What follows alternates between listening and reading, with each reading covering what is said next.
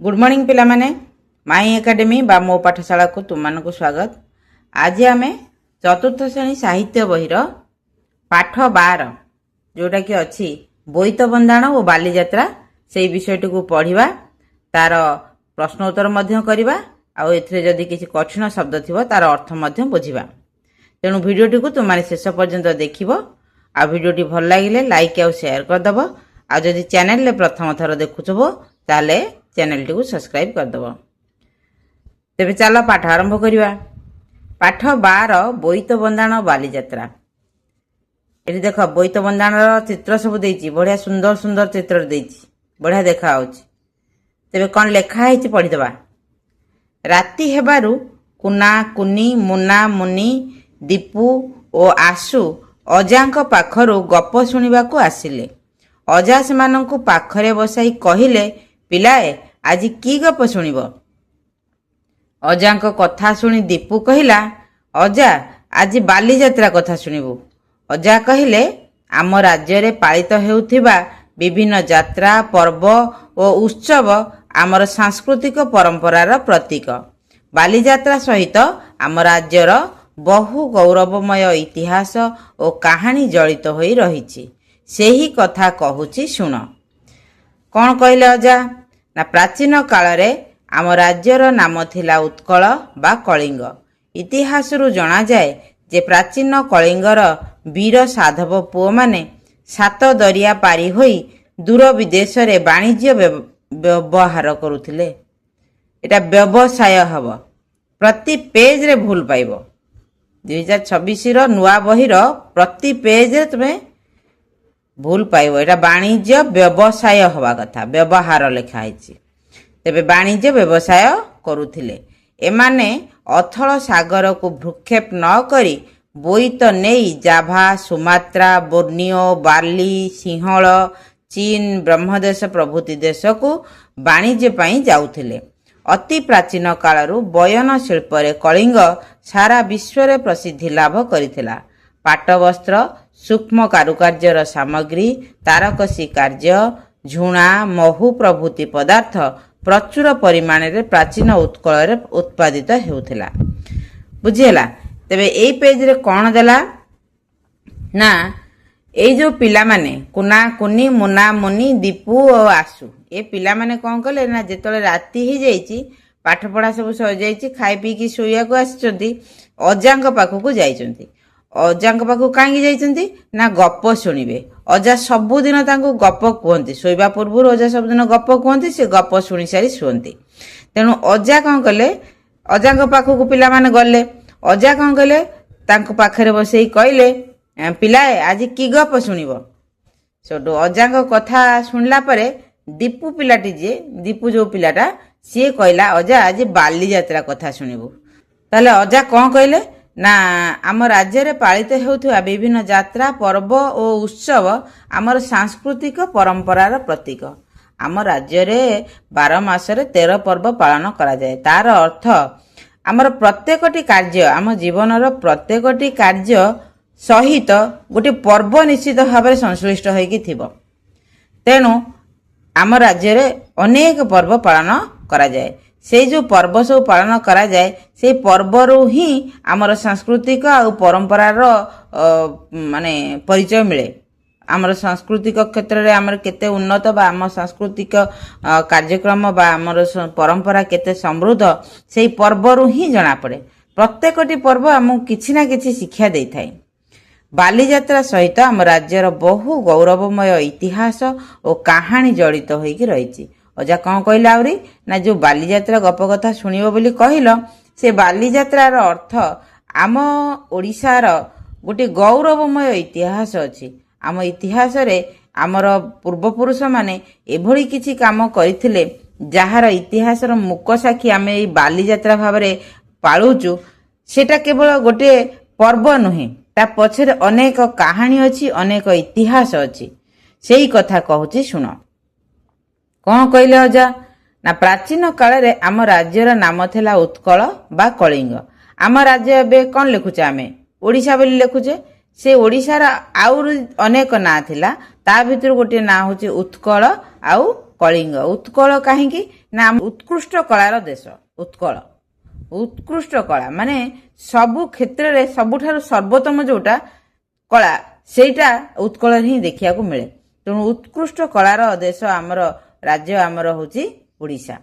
तेणु देश एइथिପାଇଁ पाटरे पसि जाउजे आम बही रे भी आमे ओडिशा आम देश बोली की पढ़ी सारिछे। प्राचीन काल आम राज्यर नाम थिला उत्कल बा कलिंग।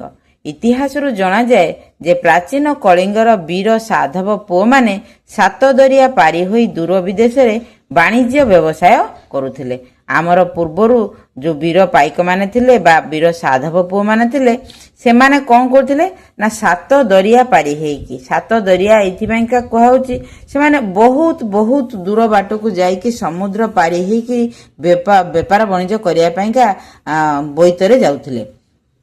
एमाने को जगह जाउथिले ना एमाने अथल सागर को भ्रूक्षेप न करी बोईत नहीं जाभा सुमात्रा बोर्नियो बाली सिंहल चीन ब्रह्मदेश प्रभृति देश को वाणिज्य पई जाउथिले। अति प्राचीन कालरू बयन शिल्प रे कलिंग सारा विश्व रे प्रसिद्धि लाभ करितला। बयन शिल्प कहले वस्त्र शिल्प। आत्माने जानिछ ओडिशा रो संबलपुरी साड़ी जहाँकि विश्व प्रसिद्ध। तेणु वस्त्र शिल्प रे आम ओडिशा अतीतरे मध्य समृद्ध थिला। पाट वस्त्र सूक्ष्म कारुकार्यर सामग्री तारकसी कार्य झुणा महू प्रभृति पदार्थ प्रचुर परिमाण में प्राचीन उत्कल उत्पादित होता। आमर साधव पुओ माने जो व्यापार वाणिज्य करने को जाउथिले कौन कौन खाली जाउथिले कि किछि जिनिस आमर एठी जो जिनिस उत्पादित होतला से जिनिस को समुद्र रे नेकी जाउथिले अन्य द्वीप मानकु बा अन्य देश मानकु आउ सेठू सुना रूपा मोती माणिक ए भली मूल्यवान धातु सबु आउ आम राज्य रे जहा सबु नाही से सबु मध्य एठिकी नेकी आसुथिले।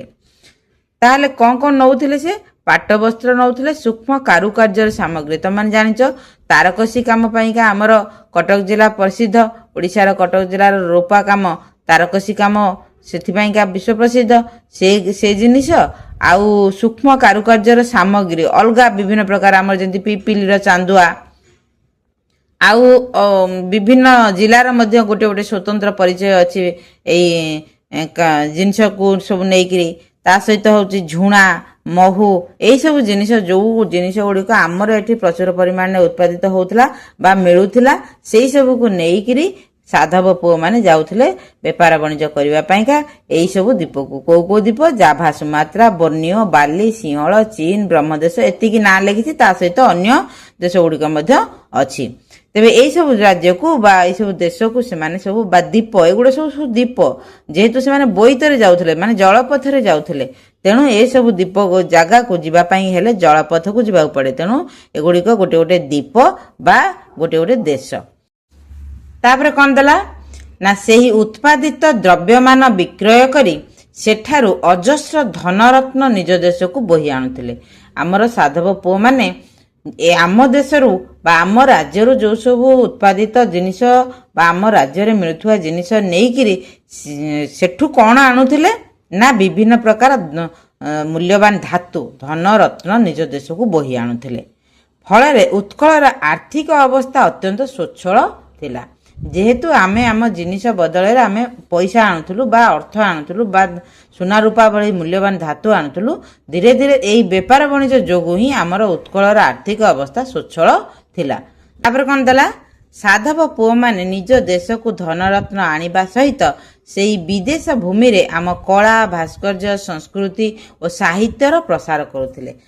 आमे तांको ठारू धन संपत्ति आणुथुलु माने सुना रूपा हीरा मोती माणिक भली धातु आणुथुलु ता बदल आमे नेकी जाउथुलु कोन ना आम राज्यर कला भास्कर्य संस्कृति आमर परंपरा आमर आमर आमर जोटा परिचय सेटा को ही आमे सेठी प्रचार प्रसार करिकरी आसुथुलु। साधव पुओ माने आमर आम राज्यर कला भास्कर्य संस्कृति को नहीं सेठारे प्रचार प्रसार करुथिले आ ता बदल रे आणुथिले कोन ना धनरत्न बोही आणुथिले जहा द्वारा कि ओडिशार आर्थिक अवस्था स्वच्छल होउथला। एहा द्वारा देश देश भितर स्नेह श्रद्धा और भातृभाव प्रतिष्ठा होई पारिथिला। माने केवल व्यापार वाणिज्य होउनथला ता द्वारा संपर्क भी बढ़ुथला संपर्क सुदृढ़ होउथला ଜଣେ ଅନ୍ୟ ଜଣଙ୍କର ବିପଦରେ ସାହାଯ୍ୟ କରିବା ପାଇଁ ବା ଅନ୍ୟ କୌଣସି ସମୟରେ ପରସ୍ପର ଏକାଠି ହେଇକି ବିଭିନ୍ନ ସମସ୍ୟାର ସମାଧାନ କରିବା ପାଇଁ ସମ୍ପର୍କଟା ଭଲ ରହିବା ଦରକାର ନା। ତେଣୁ ଏଇ ଯୋଉ ବେପାର ବାଣିଜ୍ୟ ଦ୍ୱାରା ସମ୍ପର୍କ ମଧ୍ୟ ଦେଶ ଦେଶ ଭିତରେ ଭଲ ରହୁଥିଲା, ସ୍ନେହ ଶ୍ରଦ୍ଧା ଭାତୃଭାବର ପ୍ରତିଷ୍ଠା ମଧ୍ୟ ହୋଇପାରୁଥିଲା। ଆମ ଦେଶର ସାଧବ ପୁଅମାନେ ଦୀର୍ଘ ଦିନ ଧରି ଜଳଯାତ୍ରା କରି ବାଣିଜ୍ୟ ବ୍ୟବସାୟ କରିବା ସମୟରେ ସେମାନେ ଅସୀମ ଶକ୍ତି, ଧୈର୍ଯ୍ୟ ଓ ସାହସର ପରିଚୟ ଦେଉଥିଲେ। ମାନେ ସମୁଦ୍ର ପଥରେ ଯାତ୍ରା କରିବା ଏତେ ସହଜ ନୁହଁ। ବୋଇତରେ ସମୁଦ୍ର ପଥରେ ଯାତ୍ରା କରିବା ଏତେ ସହଜ କଥା ନୁହେଁ।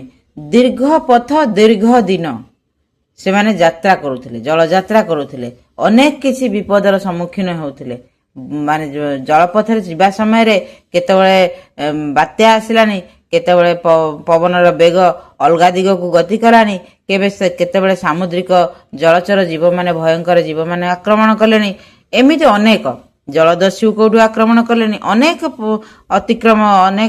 ବିପଦର ସମ୍ମୁଖୀନ ହେଲା ପରେ, ବିପଦକୁ ଅତିକ୍ରମ କରିବା ପରେ ସେମାନେ ଯାଇକି ବେପାର ବାଣିଜ୍ୟ କରି ଆମ ରାଜ୍ୟର ସମ୍ମାନ, ଆମ ରାଜ୍ୟର ସଂସ୍କୃତି ପରମ୍ପରାକୁ ସେଠାରେ ପ୍ରଚାର ପ୍ରସାର କରି ଆମର ଉତ୍ପାଦିତ ଦ୍ରବ୍ୟକୁ ସେଠାରେ ବିକ୍ରି କରି ସେଠୁ ଧନ ସମ୍ପତ୍ତି ଧରିକି ଆସୁଥିଲେ, ଯାହାଫଳରେ ଆମର ଆର୍ଥିକ ଅବସ୍ଥା ସ୍ୱଚ୍ଛଳ ହେବା ସହିତ ଆମର ଦେଶ ଦେଶ ମଧ୍ୟରେ ସମ୍ପର୍କ ମଧ୍ୟ ଦୃଢ଼ ହେଉଥିଲା। କୁନା କହିଲା, ଅଜା ସେଇ ସାଧବ ପୁଅ କଥା ଆମକୁ କୁହନ୍ତୁ ନା, ଆମେ ଶୁଣିବୁ। ସେଠୁ ଅଜା କ'ଣ କହିଲେ ନା, ପିଲାଏ, ପ୍ରାଚୀନ ଯୁଗରେ ଯେଉଁ ବୀର ଯୁବକମାନେ 7 ଦରିଆ ପାରି ହୋଇ ବିଦେଶକୁ ବୋଇତ ନେଇ ବାଣିଜ୍ୟ କରିବାକୁ ଯାଉଥିଲେ ସେମାନଙ୍କୁ ସାଧବ ବା ସୌଦାଗର କୁହାଯାଉଥିଲା। ଅଜା ତା ଉତ୍ତରରେ କ'ଣ କହିଲେ ଯେ ପୂର୍ବରୁ ପ୍ରାଚୀନ କାଳରେ ଯେଉଁ ବୀର ଯୁବକମାନେ, ସାଧାରଣତଃ ଯୁବକମାନେ ହିଁ ଯାଆନ୍ତି, ସାହସ କରନ୍ତି ଏଇ ଦୁଃସାହସିକ କାମ କରିବା ପାଇଁ।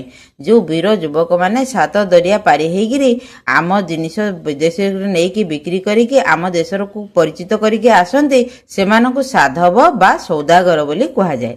ସେମାନେ ଧନୀ ଥିଲେ, ସେମାନଙ୍କ ନିକଟରେ ଏକାଧିକ ବୋଇତ ଥିଲା। ସେ ଯେଉଁ ସାଧବ ପୁଅମାନେ ଯାଉଥିଲେ ସେମାନେ ଛୋଟ ମୋଟ ବ୍ୟବସାୟୀ ନୁହନ୍ତି, ସେମାନେ ଧନୀ ଶ୍ରେଣୀର, ସେମାନଙ୍କ ପାଖରେ ବହୁତ ବୋଇତ ଥିଲା, ଏକାଧିକ 1ରୁ ଅଧିକ ବୋଇତ ରହୁଥିଲା। ସେମାନେ ସଂଘବଦ୍ଧ ହୋଇ ବୋଇତ ଧରି ବାଣିଜ୍ୟ କରିବାକୁ ଯାଉଥିଲେ। ସେମାନେ ଯେତେବେଳେ ବାଣିଜ୍ୟ କରିବାକୁ ଯାଉଥିଲେ ସେତେବେଳେ ଏକା ସମୟରେ ଏକାଧିକ ଲୋକ ବ୍ୟବସାୟ କରିବାକୁ ଯାଉଥିଲେ। ଆମ ରାଜ୍ୟରେ ଏମାନଙ୍କ ବିଷୟରେ ବହୁ କିମ୍ବଦନ୍ତୀ ଆଉ କାହାଣୀ ପ୍ରଚଳିତ ଅଛି। ଏଇ ସାଧବ ପୁଅମାନଙ୍କ ବିଷୟରେ ଆମେ ବହୁତ ଗପ, କାହାଣୀ, କିମ୍ବଦନ୍ତୀ, ଲୋକମୁଖରେ ବହୁତ କଥା ମଧ୍ୟ ଆମ ରାଜ୍ୟରେ ପ୍ରଚଳିତ ଅଛି। ସେଗୁଡ଼ିକ ଶୁଣିଲେ ବି ଆମ ଭିତରେ ସାହସ ସଞ୍ଚୟ ହୁଏ। ଆଉ ସେମାନେ ଯେଉଁ ଅସୀମ ଧୈର୍ଯ୍ୟ, ଶକ୍ତି ଆଉ ସାହସର ପରିଚୟ ଦେଇଥିଲେ ସେସବୁ ଆମ ଭିତରେ ବି, ସେସବୁ ତାଙ୍କ କଥା ଶୁଣିଲା ପରେ ଆମ ଭିତରେ ବି ସେଇ ସାହସ ପଳେଇ ଆସେ ଆପେ ଆପେ। ତେଣୁ ଆମ ରାଜ୍ୟରେ ଏମାନଙ୍କ ବିଷୟରେ ବହୁ କିମ୍ବଦନ୍ତୀ ଓ କାହାଣୀ ପ୍ରଚଳିତ ରହିଛି। ଏବେ ମଧ୍ୟ ସାଧବ ଘର ଓ ସାଧବ ବୋହୂ କଥା ମାନ ଆମ ସମାଜରେ ପ୍ରଚଳିତ ଅଛି। ଆଚ୍ଛା, ଏଇ ଯୋଉ 2ଟା ୱାର୍ଡ ଦେଲା, ଏଇ ସାଧବ ଘର, ସାଧବ ବୋହୂ ନେଇକି ତୁମାନେ ଜାଣିଥିବ ଆମର ଟିଭି ସିରିଏଲ ମାନଙ୍କରେ ସବୁ ଏଇ ସବୁ ନାଁ ଦିଆ ହେଇକି ବିଭିନ୍ନ ପ୍ରକାର କାର୍ଯ୍ୟକ୍ରମ କରାହଉଛି ବା ବିଭିନ୍ନ ପ୍ରକାର ପ୍ରତିଯୋଗିତା ମଧ୍ୟ ହଉଛି। ତେଣୁ ଆଉ ଏଇସବୁ କେତେକ ଗାଁରେ ଏଇସବୁ ଜିନିଷ ବି ପ୍ରଚଳିତ ହଉଛି। ଯେ ସାଧବ ଘର ଥିବ ଯୋଉଠିକି ଯୁବକମାନେ ଯାଇକି ସେଠି ଏକାଠି ହେଇକି କୌଣସି ଗୋଟେ ଭଲ ସାମାଜିକ କାର୍ଯ୍ୟକ୍ରମ, ମଙ୍ଗଳକର କାର୍ଯ୍ୟକ୍ରମ କରିପାରୁଥିବେ, ଏକାଠି ହଉଥିବେ, ନିଷ୍ପତ୍ତି ନେଉଥିବେ। ତେଣୁ ଯେମିତି ଆମର କ୍ଲବ ଘର ଭଳିଆ, ଆଉ ଏମିତି ସାଧବ ବୋହୂ କୌଣସି କୋଉ ଜାଗାରେ ପ୍ରତିଯୋଗିତା ହେଇକି ମହିଳାମାନଙ୍କ ଭିତରେ ବିଭିନ୍ନ ପ୍ରକାର ପ୍ରତିଯୋଗିତା ହେଇ ତାଙ୍କୁ ପୁରସ୍କୃତ ମଧ୍ୟ କରାଯାଉଛି ସାଧବ ବୋହୂ ନାଁ ଦିଆଯାଇକି। ତେଣୁ ବର୍ତ୍ତମାନର ବଙ୍ଗୋପସାଗରକୁ ପ୍ରାଚୀନ ଉତ୍କଳର ସାଧବମାନେ କଳିଙ୍ଗ ସାଗର ନାମରେ ନାମିତ କରିଥିଲେ। ଯେହେତୁ ସେତେବେଳେ ଉତ୍କଳର ବା ଓଡ଼ିଶାର ନାଁ ଥିଲା କଳିଙ୍ଗ, ସେତେବେଳେ ଆମର ବଙ୍ଗୋପସାଗରକୁ କଳିଙ୍ଗ ସାଗର ବୋଲି ସେ ସାଧବମାନେ କହୁଥିଲେ। ଇଂରେଜମାନେ ଆମ ଦେଶ ଶାସନ କରିବା ସମୟରେ କଳିଙ୍ଗ ସାଗରର ନାମକୁ ବଙ୍ଗୋପସାଗରରେ ପରିବର୍ତ୍ତନ କରିଥିଲେ। ଯେତେବେଳେ ଇଂରେଜମାନେ 16ଶ ଶତାବ୍ଦୀରେ ଯେତେବେଳେ ଇଂରେଜମାନେ ଆମ ଦେଶକୁ ଆସିକି ଶାସନ କଲେ ସେତେବେଳେ ଆମର ଏଇ କଳିଙ୍ଗ ସାଗର ନାଁଟାକୁ ବଦଳାଇ ଦେଇକି ବଙ୍ଗୋପସାଗର ବୋଲି କରିଥିଲେ। ବୁଝିପାରିଲ? ତା ପରବର୍ତ୍ତୀ ପେଜରେ କ'ଣ ଦେଇଛି ଆମେ ଦେଖିଦେବା। ଆଚ୍ଛା, ଏଇ ଚିତ୍ରଟି ପିଲାମାନେ ଦେଖିକି ଖୁସି ଲାଗୁଛି ନା, ଚିହ୍ନା ଚିହ୍ନା ଲାଗୁଛି ନା ଏଇଟା କୋଉଠି ଅଛି ବୋଲି? ଏଇଟା ହଉଛି କଟକ ବାଲିଯାତ୍ରାର ଗେଟ୍ଟା, ବାଲିଯାତ୍ରା ଗେଟ୍। ସବୁ ବର୍ଷ ଏଇ ଗେଟ୍ରେ ବିଭିନ୍ନ ପ୍ରକାର ରଙ୍ଗ ଦିଆହେଇ ବିଭିନ୍ନ ପ୍ରକାର ଲାଇଟ୍ ସବୁ ସଜା ହେଇକି ସୁନ୍ଦର ଦେଖାଯାଏ। ତୁମମାନେ ତ ନିଶ୍ଚିତ ଯାଇଥିବ।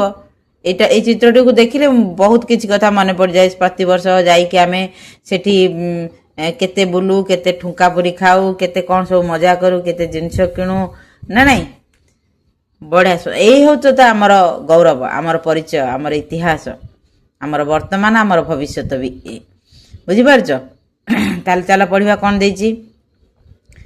ସାଧବମାନେ ଦୀପାବଳି ଅମାବାସ୍ୟା ଦିନ ଲକ୍ଷ୍ମୀ ପୂଜା କରିବା ପରେ ବର୍ଷ ସାରା ସଂଗ୍ରହ କରିଥିବା ପଣ୍ୟ ଦ୍ରବ୍ୟ ସବୁକୁ ବୋଇତ ଭିତରେ ରଖୁଥିଲେ। ସେ ସାଧବମାନେ କ'ଣ କରୁଥିଲେ ନା ଦୀପାବଳି ଦିନ, ଦୀପାବଳି ଯେଉଁ ଅମାବାସ୍ୟା ହୁଏ ବାଣ ଫୁଟାଉ ତୁମମାନେ, ସେଦିନ ଲକ୍ଷ୍ମୀ ପୂଜା ବି ସେଦିନ ଥାଏ। ତେଣୁ ସେ ଲକ୍ଷ୍ମୀ ପୂଜା ଦିନ ସେ କ'ଣ କରନ୍ତି, ସେ ଯେଉଁ ଯେଉଁ ଜିନିଷକୁ ନେବେ ବିକ୍ରି କରିବା ପାଇଁକା ସେଇ ସବୁ ଜିନିଷକୁ ଏକତ୍ରିତ କରିକି ସେ ବୋଇତରେ ରଖନ୍ତି। ଆଉ ଯାଆନ୍ତି କୋଉଦିନ?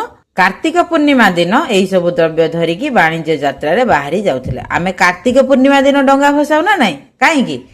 କାର୍ତ୍ତିକ ପୂର୍ଣ୍ଣିମା ଦିନ ସେମାନେ ଲକ୍ଷ୍ମୀ ପୂଜା ଦିନ ସାଇତିକି ରଖନ୍ତି ଜିନିଷପତ୍ରକୁ ସବୁ, ଯାହାକୁ ନେବେ ବୋଇତରେ ସବୁ ଧୀରେ ଧୀରେ ଧୀରେ ଧୀରେ ଧୀରେ ଧୀରେ ବୋଇତରେ ନେଇକି ସଂଗ୍ରହ କରି ରଖନ୍ତି।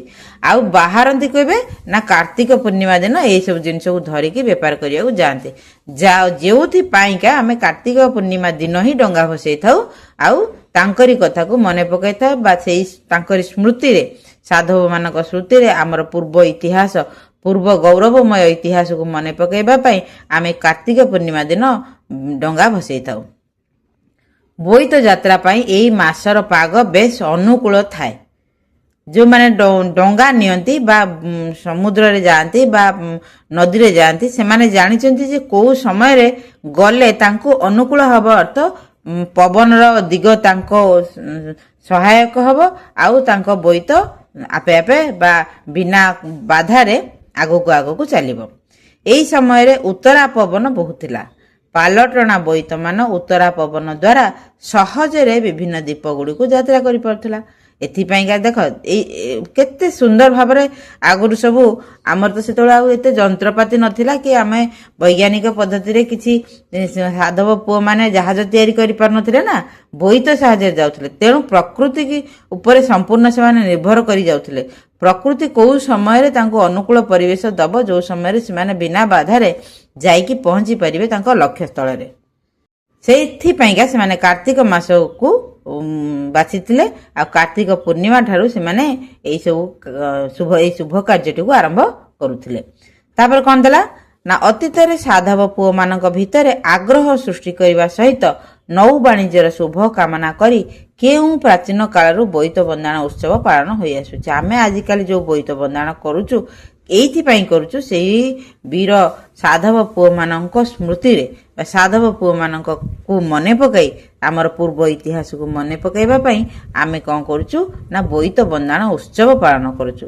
ସେଥିପାଇଁ ସାଧବ ଘରର କୁଳବଧୂମାନେ ପ୍ରତିବର୍ଷ କାର୍ତ୍ତିକ ମାସର ପୂର୍ଣ୍ଣମୀ ତିଥିରେ ସମୁଦ୍ର ଓ ନଦୀ କୂଳରେ ଥିବା ବନ୍ଦରମାନଙ୍କରେ ବୋଇତ ଗୁଡ଼ିକୁ ଧୂପ ଦୀପ ଶଙ୍ଖ ହୁଳହୁଳି ଦେଇ ବନ୍ଦାପନା କରି ମେଲାଣି ଦେଇଥାନ୍ତି। ସେତେବେଳେ ଯେତେବେଳେ ଯାଉଥିଲେ ଯେଉଁ ସାଧବ ପୁଅମାନେ ତାଙ୍କର ସ୍ତ୍ରୀମାନେ, ଯେଉଁମାନେ କୁଳବଧୂ, ଘରର ଲକ୍ଷ୍ମୀ କହିଲେ କୁଳବଧୂମାନଙ୍କୁ ଲକ୍ଷ୍ମୀ ବୋଲି ମଧ୍ୟ କୁହାଯାଏ।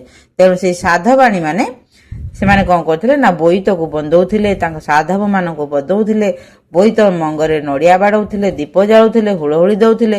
ଏଇସବୁ ବନ୍ଦାପନା କରିସାରି ବୋଇତକୁ ସାଧବ ପୁଅମାନଙ୍କୁ ମେଲାଣି ଦେଉଥିଲେ ବା ବିଦାୟ ଦେଉଥିଲେ ବା ବେପାର କରିବା ପାଇଁକା ପଠାଉଥିଲେ। ଏହାକୁ ବୋଇତ ବନ୍ଦାଣ କୁହାଯାଉଥିଲା। ତେଣୁ ଏଇ ପରମ୍ପରାକୁ ବଞ୍ଚେଇ ରଖିବା ପାଇଁକା ଆମେ ଆଜି କାର୍ତ୍ତିକ ପୂର୍ଣ୍ଣିମାରେ ବଡ଼ ବୋଇତ ତିଆରି ହେଉଛି। ଆମ ରାଜ୍ୟର ମୁଖିଆ ଯିଏ, ସେ ଯାଇକି ବୋଇତ ବନ୍ଦଉଛନ୍ତି ଆଉ ତାପରେ ବେପାର ବାଣିଜ୍ୟ ହେଉଛି। ତାପରେ ଆମର ବୋଇତ ବନ୍ଦାଣ ଉତ୍ସବ ବି ପାଳନ ହେଉଛି, ବିଭିନ୍ନ ପ୍ରକାର କାର୍ଯ୍ୟକ୍ରମ ମଧ୍ୟ ହେଉଛି। ଆମ ଦେଶରେ କେବଳ ବୋଇତ ବନ୍ଦାଣ ଉତ୍ସବ ନୁହେଁ, ଅନେକ ପୌରାଣିକ ଓ ଐତିହାସିକ ଘଟଣାବଳୀକୁ ମନେ ରଖିବା ପାଇଁ ବିଭିନ୍ନ ଉତ୍ସବ, ପୂଜା, ମେଳା, ମହୋତ୍ସବ ଆଦି ପାଳନ କରାଯାଏ। ଆମର କେବଳ ବୋଇତ ବନ୍ଦାଣ ଉତ୍ସବ କେବଳ ସାଧବ ପୁଅମାନଙ୍କୁ ମନେ ପକାଇକି କେବଳ ବୋଇତ ବନ୍ଦାଣ ଉତ୍ସବ ଆମେ ପାଳନ କରୁନୁ। ଆମ ଦେଶରେ ଆମ ରାଜ୍ୟରେ ବହୁତ ପ୍ରକାର ପୂଜା ପର୍ବ ଆମେ ପର୍ବ ପାଳନ କରିଥାଉ। ବିଭିନ୍ନ ପ୍ରକାର ଉତ୍ସବ, ମେଳା, ମହୋତ୍ସବ ଆଦି ପାଳନ କରିଥାଉ। ଆଉ ସେ ପ୍ରତ୍ୟେକଟି ଉତ୍ସବ ପଛପଟରେ କିଛି ନା କିଛି ଗୋଟେ ଇତିହାସ ଥାଏ, କିଛି ନା କିଛି ଆମର ଅତୀତର କିଛି ଗୌରବମୟ ଇତିହାସ ଆମ ପର୍ବ ସହିତ ଯୋଡ଼ି ହୋଇ ରହିଥାଏ।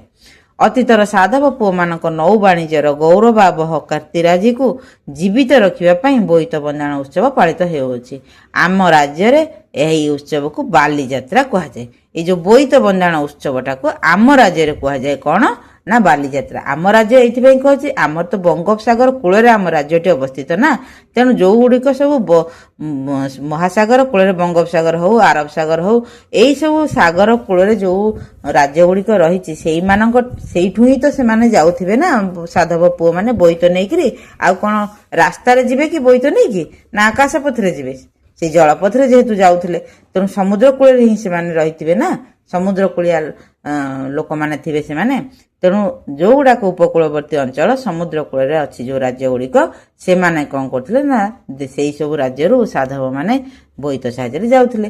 ତେଣୁ ଆମ ରାଜ୍ୟରେ ଯେହେତୁ ବଙ୍ଗୋପସାଗର କୂଳରେ ଅବସ୍ଥିତ ଆମ ରାଜ୍ୟ, ତେଣୁ ଆମ ରାଜ୍ୟର ମଧ୍ୟ ସାଧବ ପୁଅ ମାନେ ବନ୍ଦର କହିଲେ ଯୋଉଠି ସବୁ ବିଭିନ୍ନ ପ୍ରକାର ଜାହାଜ ବା ବୋଇତ ଆସିକି ଲାଗିଥାଏ, ଗୋଟିଏ ଜାଗାରେ ରୁହନ୍ତି। ତମର ଯେମିତି ବସଷ୍ଟାଣ୍ଡ, ଯେମିତି ରେଲୱେ ଷ୍ଟେସନ, ସେମିତି ବନ୍ଦର କହିଲେ ଜାହାଜ ମାନଙ୍କର ଷ୍ଟାଣ୍ଡ, ଯୋଉଠି ଜାହାଜ ଗୁଡ଼ିକ ବା ବୋଇତ ଗୁଡ଼ିକ ଆସିକି ଲାଗେ, ଆଉ ସେଇଠି ହିଁ ଯିବା ଆସିବା କରେ।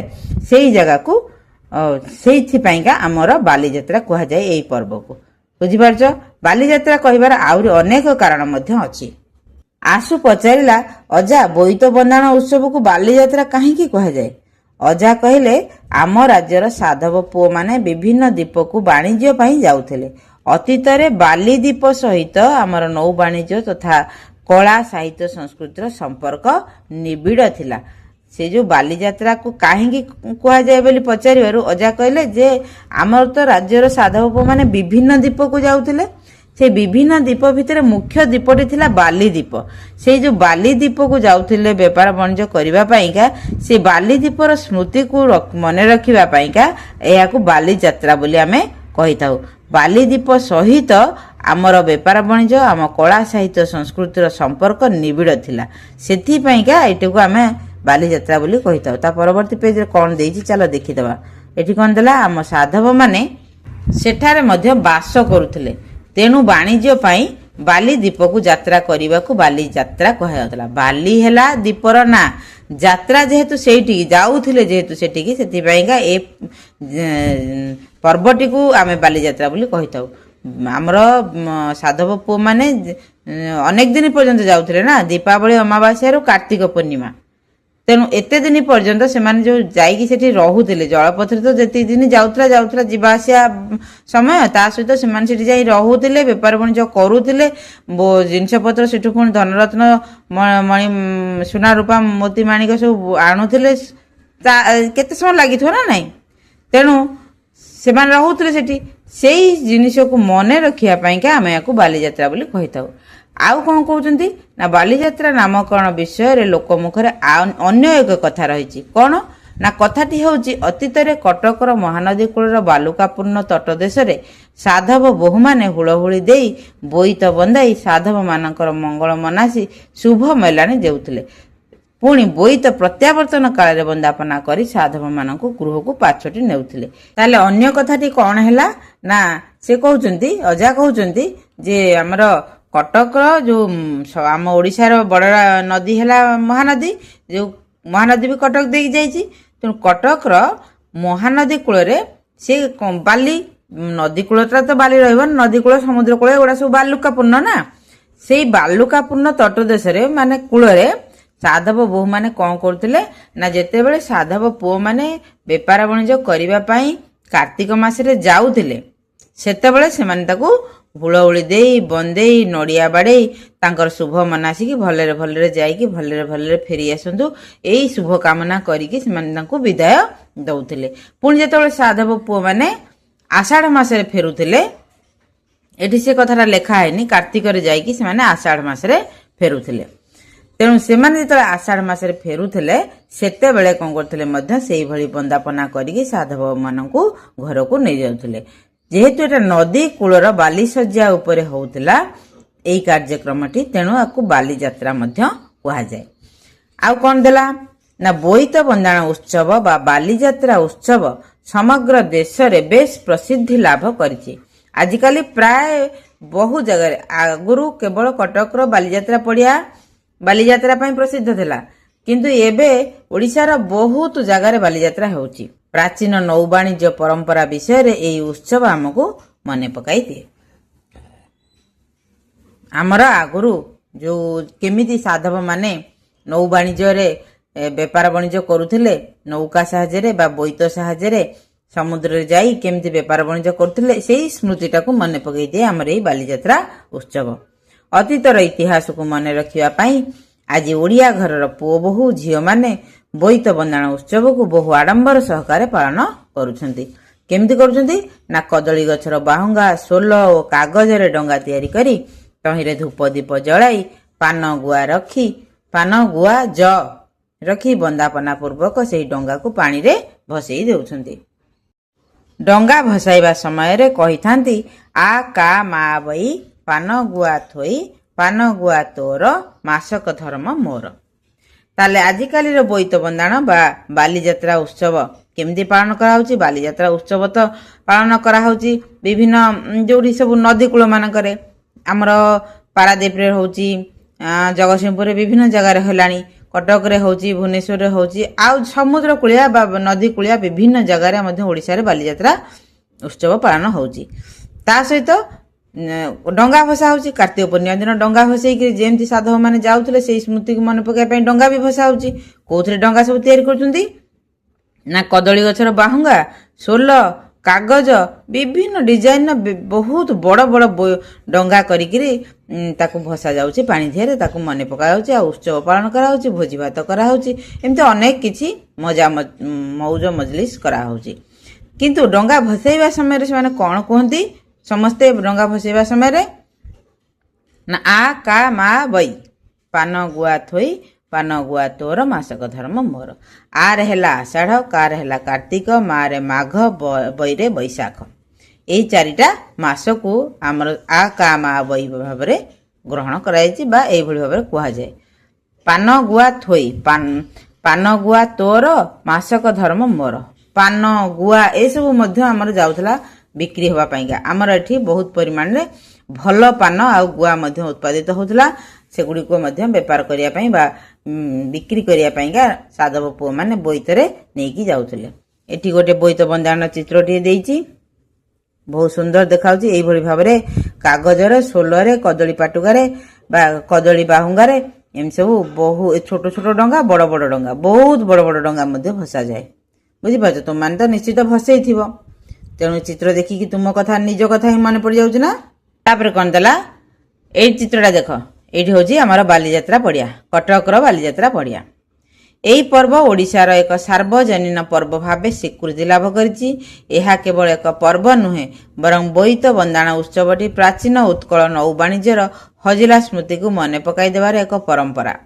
ଶେଷରେ ଅଜା କହିଲେ, ପିଲାମାନେ, ପ୍ରାଚୀନ ଉତ୍କଳର ଗରିମାମୟ ଇତିହାସର ମୂକ ସାକ୍ଷୀ ହେଉଛି ଆମର ବୋଇତ ବନ୍ଦାଣ ଉତ୍ସବ ବା ବାଲିଯାତ୍ରା।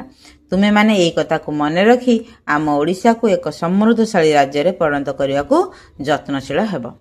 ଅଜା କହିଲେ ଶେଷରେ କ'ଣ କହିଲେ, ଯେ ବାଲିଯାତ୍ରା ଖାଲି ଗୋଟେ ପର୍ବ ନୁହେଁ, ଆମର ଅତୀତର ପରିଚୟ। ଏଇଟା ଆମର ଅତୀତର ଗୌରବମୟ ଇତିହାସର ମୂକ ସାକ୍ଷୀ ନୁହେଁ ତ, ଏଇଟା ଚଳନ୍ତି ସାକ୍ଷୀ କହିଲେ ଆମେ ଠିକ୍ ହେବ, କାରଣ ଆମେ ସେଗୁଡ଼ାକୁ ପାଳନ କରୁଛୁ, ପ୍ରତିବର୍ଷ ପାଳନ କରୁଛୁ। ଇତିହାସର ମୂକ ସାକ୍ଷୀ ହେଇକି ରହିଛି ଏଇ ପରମ୍ପରାଟା। ଆମେ ଏଥିରୁ ଅନେକ କିଛି ଶିଖିଥାଉ। ଆମର ଏଇ ଯେଉଁ ପର୍ବଟିକୁ ଦେଖିଲେ ଅନ୍ୟମାନେ ବି ଆମ ଦ୍ୱାରା ଉତ୍ସାହିତ ହେଇକି ବିଭିନ୍ନ ଅଲଗା କଣ୍ଟ୍ରି ମାନଙ୍କରେ ମଧ୍ୟ ଏଇଭଳି ଉତ୍ସବ ପାଳନ କରିବା ପାଇଁ ଚେଷ୍ଟା କଲେଣି। ବୁଝିପାରୁଛ? ତେଣୁ ସେ କହୁଛନ୍ତି, ଅଜା କହିଲେ ଏଇ କଥାକୁ ମନେ ରଖିକିରି ଆମର ଇତିହାସକୁ ମନେ ପକାଇକି ଆମ ରାଜ୍ୟକୁ ଆହୁରି ଆହୁରି ଆହୁରି ଆହୁରି ଅନେକ ଉନ୍ନତ କରିବା ସହିତ ସମୃଦ୍ଧ କରିକି ଆମକୁ ରାଜ୍ୟର ଆଗକୁ ନେବାକୁ ପଡ଼ିବ ରାଜ୍ୟକୁ। ତେବେ ବିଷୟବସ୍ତୁ ତ ପଢ଼ିଦେଲେ, ଭଲ ଭାବରେ ବୁଝିଦେଲେ, ଆଶା କରୁଛି ତୁମମାନେ ବୁଝିପାରିଥିବ ବୋଲି। ଏବେ ଚାଲ ତାର ପ୍ରଶ୍ନ ଉତ୍ତର ଗୁଡ଼ିକ ଦେଖିଦେବା। ପ୍ରଥମେ ଜାଣିବା ତାର ନୂଆ ନୂଆ ଶବ୍ଦ କ'ଣ ଅଛି ବିଷୟବସ୍ତୁ ଭିତରେ ବା ଏଇ ବାଲିଯାତ୍ରା ବିଷୟରେ କ'ଣ କ'ଣ ସବୁ ନୂଆ ଶବ୍ଦ ଅଛି। ଗୋଟିଏ ଦେଲା ସାଂସ୍କୃତିକ, ଉତ୍ସବ, ପରମ୍ପରା, ସାର୍ବଜନୀନ, ପ୍ରସିଦ୍ଧି, ପ୍ରାଚୀନ, ତାରକସି, ଯତ୍ନଶୀଳ, ଘରକରଣା, ବାହୁଙ୍ଗା, କିମ୍ବଦନ୍ତୀ ଆଉ ସ୍ମୃତି। ତାପରେ କ'ଣ ଦେଲା, ଆସ କଥା ହେବା। କଥା ହେବା ଅର୍ଥ ଏଟା ଓରାଲ। କ'ଣ ଦେଲା, ତୁମେ କାହାଠାରୁ ଗପ ଶୁଣ। ଆମେ ଅଜା, ଆଈ, ଜେଜେବାପା, ଜେଜେମା, ଆମ ବଡ଼ମାନଙ୍କ ଠାରୁ, ମା, ମାଉସୀ, ସମସ୍ତଙ୍କ ଠାରୁ ତ ଗପ, ଯିଏ ଗପ ଜାଣିଛନ୍ତି ସିଏ ପିଲାମାନଙ୍କୁ କହିବେ। ତେଣୁ ସାଧାରଣତଃ ଅଜା, ଆଈ, ଜେଜେବାପା, ଜେଜେମା ଏମାନେ ସବୁ ଗପ ଶୁଣାନ୍ତି। ତୁମକୁ ଗାଁରେ ଯାତ୍ରା ଦେଖିବାକୁ କେମିତି ଲାଗେ? ନିଶ୍ଚିତ ଭାବରେ ବହୁତ ଭଲ ଲାଗେ। ତୁମେ କେଉଁ ଦିନ ଡଙ୍ଗା ଭସାଇବା ପାଇଁ ନଦୀ କିମ୍ବା ପୋଖରୀ କୂଳକୁ ଯାଅ? ନା କାର୍ତ୍ତିକ ପୂର୍ଣ୍ଣିମା ଦିନ। ସାଧବ ପୁଅ ଓ ତଅପୋଇ କଥା ତୁମକୁ କିପରି ଲାଗେ? ବହୁତ ଭଲ ଲାଗେ। ଆମେ ତ ତଅପୋଇ ବିଷୟରେ ଖୁଦୁରୁକୁଣୀ ବହିରେ ପଢୁନା। ତୁମ ଅଞ୍ଚଳରେ ହେଉଥିବା ଯାତ୍ରାକୁ ବୁଲିଗଲା ବେଳେ ତୁମେ କ'ଣ ସବୁ ଦେଖ? ଆମର ଯେଉଁ ଯାତ୍ରା ହୁଏ ସେଥିରେ ବିଭିନ୍ନ ପ୍ରକାର ଖେଳଣା ପଡ଼ିଥାଏ, ବିଭିନ୍ନ ଘରକରଣା ଜିନିଷ ପଡ଼ିଥାଏ, ଆଉ ଖାଦ୍ୟ ଜିନିଷ ତ ବହୁତ ପ୍ରକାର ପଡ଼ିଥାଏ, ଆଉ ଦୋଳି ସବୁ ପଡ଼ିଥାଏ ନା ନାଇଁ? ଏସବୁ ଦେଖିକିରି ଆମେ ମଜା ନେଉ, କିଛିଟା କିଣୁ, ଆଉ ବହୁତ ଜିନିଷ କିଛି ଖାଉ ନା ନାଇଁ? ବହୁତ ଭଲ ଲାଗେ। ତା ପରବର୍ତ୍ତୀ କ'ଣ ଦେଇଛି ପ୍ରଶ୍ନ, ଚାଲ ଦେଖିଦେବା। ତାପରେ ଦେଲା ଆସ ଉତ୍ତର ଲେଖିବା। 1 ନମ୍ବର କ, ଉତ୍କଳ ନୌବାଣିଜ୍ୟ ପରମ୍ପରାର ସଂକେତ ରୂପେ କେଉଁ ଯାତ୍ରା ହେଉଛି? ବାଲିଯାତ୍ରା ନାମକରଣର ତାତ୍ପର୍ଯ୍ୟ ବୁଝାଇ ଲେଖ। ଝୁଣା ମହୁ କେଉଁଠାରୁ ପାଉ ଓ ଏହା କେଉଁ ଜାତୀୟ ପଦାର୍ଥ? ଆଚ୍ଛା, ଏସବୁ ପ୍ରଶ୍ନର ଉତ୍ତର ମୁଁ ଖାତାରେ ଲେଖିଦେଇଛି, ତୁମମାନଙ୍କୁ ପଢି ଦେଉଛି। ଗୋଟିଏ ପ୍ରଶ୍ନ ପଢିବି, ତାର ଉତ୍ତର କହିଦେବି, ତୁମମାନେ ସେଗୁଡକୁ ମନ ଦେଇକି ଶୁଣ ଆଉ ତାକୁ ଲେଖିନିଅ ମଧ୍ୟ। ଦେଖ, 1 ନମ୍ବର କ ର ପ୍ରଶ୍ନ ଥିଲା ଉତ୍କଳ ନୌବାଣିଜ୍ୟ ପରମ୍ପରାର ସଂକେତ ରୂପେ କେଉଁ ଯାତ୍ରା ହେଉଛି? ଉତ୍ତର କ'ଣ ଲେଖିବା? ନା ଉତ୍କଳ ନୌବାଣିଜ୍ୟ ପରମ୍ପରାର ସଂକେତ ରୂପେ ପ୍ରତିବର୍ଷ କାର୍ତ୍ତିକ ପୂର୍ଣ୍ଣିମା ଠାରୁ ପ୍ରସିଦ୍ଧ ବାଲିଯାତ୍ରା ଏବଂ ବୋଇତ ବନ୍ଦାଣ ଉତ୍ସବ ଅନୁଷ୍ଠିତ ହେଉଛି। ଖରେ ପ୍ରଶ୍ନ ହେଉଛି ବାଲିଯାତ୍ରା ନାମକରଣର ତାତ୍ପର୍ଯ୍ୟ ବୁଝାଇ ଲେଖ। ଅତୀତରେ ପ୍ରାଚୀନ ଉତ୍କଳର ସାଧବ ପୁଅମାନେ କାର୍ତ୍ତିକ ପୂର୍ଣ୍ଣିମା ଦିନ ବୋଇତରେ ସାଗର ପାରି ହୋଇ ଇଣ୍ଡୋନେସିଆର ବାଲି ଦ୍ୱୀପ ସମେତ ଅନ୍ୟାନ୍ୟ ସୁଦୂର ଦ୍ୱୀପକୁ ବାଣିଜ୍ୟ କରିବା ପାଇଁ ଯାତ୍ରା କରୁଥିଲେ। ସେହି ବାଲି ଦ୍ୱୀପକୁ ଯାତ୍ରାର ସ୍ମୃତିକୁ ଉଜ୍ଜୀବିତ ରଖିବା ପାଇଁ ଏହାର ନାମ ବାଲିଯାତ୍ରା ହୋଇଛି। ଗର ପ୍ରଶ୍ନ ହେଉଛି ଝୁଣା ମହୁ କେଉଁଠାରୁ ପାଉ ଓ ଏହା କେଉଁ ଜାତୀୟ ପଦାର୍ଥ? ଝୁଣା ଓ ମହୁ ଆମେ ଜଙ୍ଗଲରୁ ପାଇଥାଉ। ଏହା ଏକ ପ୍ରକାରର ବନ୍ୟଜାତ ପ୍ରାକୃତିକ ସମ୍ପଦ ଅଟେ। ତାପରେ ଘ ନମ୍ବର ପ୍ରଶ୍ନ କ'ଣ ଅଛି? ବାଣିଜ୍ୟ କାରବାର ହେଉଥିବା ଦ୍ୱୀପମାନଙ୍କ ମଧ୍ୟରୁ କେଉଁ ଦ୍ୱୀପ ସହିତ ଆମ ସାଂସ୍କୃତିକ ସମ୍ପର୍କ ବା ସାଂସ୍କୃତିକ ସମ୍ବନ୍ଧ ଥିଲା? ବାଣିଜ୍ୟ କାରବାର ହେଉଥିବା ଦ୍ୱୀପମାନଙ୍କ ମଧ୍ୟରୁ ବିଶେଷ କରି ବାଲି, ଜାଭା, ସୁମାତ୍ରା ଏବଂ ବର୍ନିଓ ଆଦି ଦ୍ୱୀପ ସହିତ ଆମର ଗଭୀର ସାଂସ୍କୃତିକ ସମ୍ବନ୍ଧ ଥିଲା। 9 ନମ୍ବର ପ୍ରଶ୍ନ କ'ଣ ଅଛି? ଆ କା ମା ବଇ କେଉଁ କେଉଁ ମାସ ସହିତ ସମ୍ପର୍କିତ? ଆ କା ମା ବଇ ହେଉଛି ପାରମ୍ପରିକ ଭାବରେ ସ୍ୱୀକୃତ 4ଟି ପବିତ୍ର ହିନ୍ଦୁ ଧର୍ମ ମାସର ସୂଚନା। ଏହା ନିମ୍ନଲିଖିତ ମାସ ଗୁଡ଼ିକ ସହିତ ସମ୍ପର୍କିତ। ଆ ରେ ଆଷାଢ଼ ମାସ, କା ରେ କାର୍ତ୍ତିକ ମାସ, ମା ରେ ମାଘ ମାସ, ବଇରେ ବୈଶାଖ ମାସ। ତାପରେ 6 ନମ୍ବର ପ୍ରଶ୍ନ କ'ଣ ଅଛି? ବିଷୟଟିରୁ ଆମେ କ'ଣ ଶିଖିଲେ?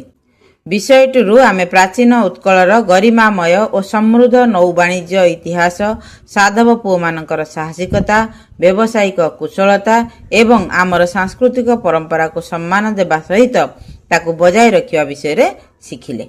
ବୁଝିହେଲା? ଏଗୁଡ଼ିକ ଗଲା ତୁମର ପ୍ରଶ୍ନ ଉତ୍ତର। ତାପରେ ତୁମ ବହିରେ କ'ଣ ଦେଇଛି ଚାଲ ଦେଖିବା।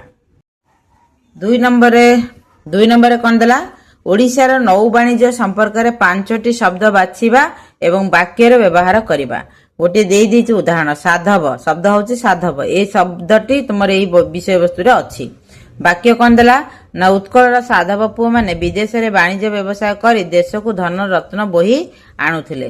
ସେମିତି ଆଉ ଆମେ କେତେଟା ଦେବା? 1 2 3 4 5 5ଟା ଶବ୍ଦ ଲେଖିବା, ତାର ବାକ୍ୟ ଗଠନ କରିବା। ମୁଁ ଗୋଟିଏ ଗୋଟିଏ ଲେଖିଦେଉଛି, ତୁମମାନେ ତାକୁ ଦେଖିନିଅ। ଦେଖ, ମୁଁ ଏଠି 5ଟି ଶବ୍ଦ ନେଇଛି ଆଉ ତାକୁ ବାକ୍ୟ ଗଠନ ମଧ୍ୟ କରିଦେଇଛି।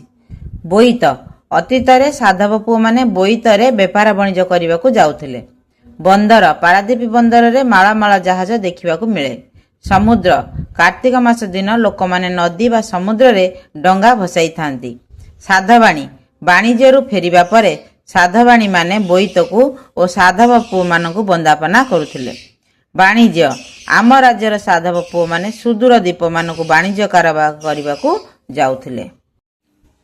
3 ନମ୍ବର ପ୍ରଶ୍ନ ଦେଲା प्रत्येक प्रश्नर निम्न चारोटी संभाव्य उत्तर दि जाइछि ता मध्यरु ठीक उत्तरटी बाछ। बाली यात्रा केउ परंपरार प्रतीक? सामाजिक, नैतिक, सांस्कृतिक, पारिवारिक? सांस्कृतिक। कोटा हबो? सांस्कृतिक। पाटवस्त्र केउ शिल्प अंतर्गत? तारकसी, हस्तशिल्प, खनिज शिल्प, बयन शिल्प? बयन शिल्प एटा हबो ठीक। तापर देला केउ वीर युवक माने सात दरिया पारी होई विदेश को वाणिज्य करने को जाउथिले? सौदागर, जमीदार, कारीगर, जमादार? उत्तर हबो सौदागर। वाणिज्य पाई केउ दिन पण्य द्रव्य साइती रखिबार शुभारंभ करुथिले? महालया, माघ सप्तमी, कार्तिक पूर्णिमा, दीपावली? उत्तर हबो दीपावली। बोईत बंधन उत्सव केउ यात्रा नाम रे परिचित? धनुयात्रा, बालीयात्रा, मकर यात्रा, छतर यात्रा? उत्तर हबो बाली यात्रा। बाली यात्रा आमको कौन मने पकाई दिए? राजनैतिक परंपरा, सामाजिक परंपरा, सांस्कृतिक परंपरा, नैतिक परंपरा? सांस्कृतिक परंपरा। बुझीगला? ता परवर्ती पेज रे कौन अछि चलो देखिबा। एठी कौन देला? भाषार कथा पढ़, बुझ और लेख। तले दिया जाइछुआ विषय पढ़ी उपयुक्त वाक्य लेख। समय एपटे वाक्य। जेउ कार्य अतीत काल रे होइथिला? उदाहरण गोटे देछि वाक्य रे गत वर्ष मु पुरी बुलिबाकू जाइथिली। खरे देला जेउ कार्य वर्तमान करा जाउछि त माने वर्तमान समय रे तुमे कोन करूछ? एठी तुमे लिखिबो वर्तमान मु पाठ पढुछि। वर्तमान मु पाठ पढुछि। तापर हैला जेउ कार्य आसंता काली करा जिवो। मु आसंता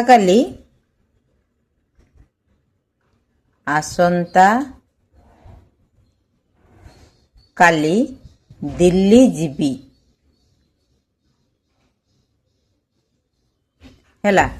तापरे 2 नंबर प्रश्न देला साधव पुओ माने आम देशरू केउ सबु जिनिस विदेश रे नेई बिक्री करुथिले एवं केउ द्रव्य विदेशरू आणुथिले ताहार एक चिठा प्रस्तुत कर। आमर गोटे देछि पाट लुगा, आ गोटे थिला कोन तारकसी काम। तारकसी काम। आउ कोन थिला? मसला। आउ कोन थिला हमर? झुणा, महू ए सब जिनिस नौथिले बिक्री करिया पई। किणुथिले कोन? सुना, रूपा, मोती, माणिक ए सब जिनिस मूल्यवान धातु सब आम राज्य को आणुथिले। ता परवर्ती पेज रे कोन अछि चलो देखि दवा। परवर्ती पेज रे दला 3 नंबर रे निम्नलिखित शब्द मानकर दुईटी लेखाय प्रति शब्द लेख। बोईत। बोईतर लिखिबा डंगा भी हेई परिबो, आ गोटे हबो जहाज भी हेई परिबो, तरणी हेई परिबो, तरणी। दरिया समुद्र आउ सागर। नदी तटिनी आउ सरित। आउर अनेक हेई परिबो। दीटा शब्द जेतु ऑप्शन देछि हम दीटा ही लिखिबा।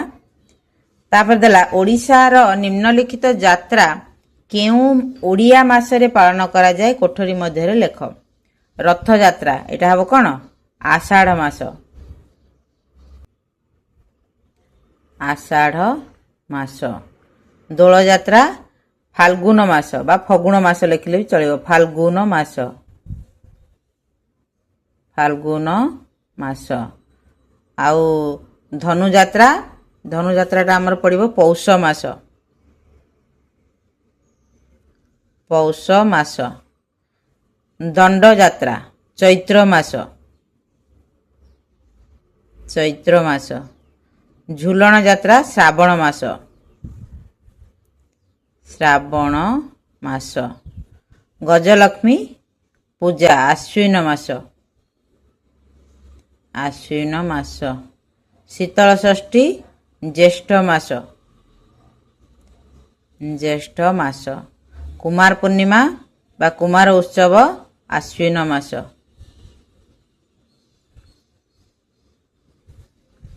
चड़क यात्रा चैत्र मास। ମକର ମେଳା ପୌଷ ମାସ।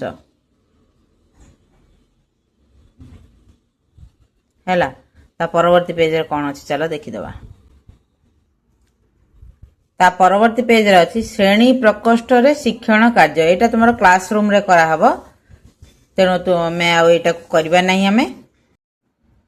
ତେବେ ଆମର ବୋଇତ ବନ୍ଦାଣ ଓ ବାଲିଯାତ୍ରା ବିଷୟଟି ସରିଗଲା।